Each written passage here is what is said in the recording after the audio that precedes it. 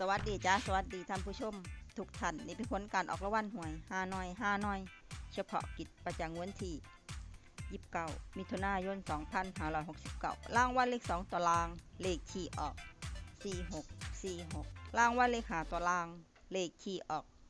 34746 34746รางวัลเลข2ตัวบนเลขที่ออก0808รางวัลเลข3ตัวบนเลขที่ออก708 รางวัลเลข5ตัวเลขที่ออก53708 53708นี่ก็เป็นผลออกวันหวยฮานอยเฉพาะกิจประจำวันที่29มิถุนายน2569ขอให้โชคดีมีชัยถูกหวยฮานอยเฉพาะกิจได้รับเงินกันทุกคนด้วยจ้าฝากไว้ด้วยจ้าซับตะไคร้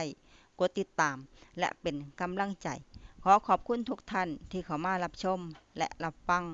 แล้วมาพบกันใหม่ในผลการออกหวยฮานอยในเวลา 17:30 นาทีในฮานอยพิเศษสำหรับครั้งนี้ขอบคุณและสวัสดีจ้า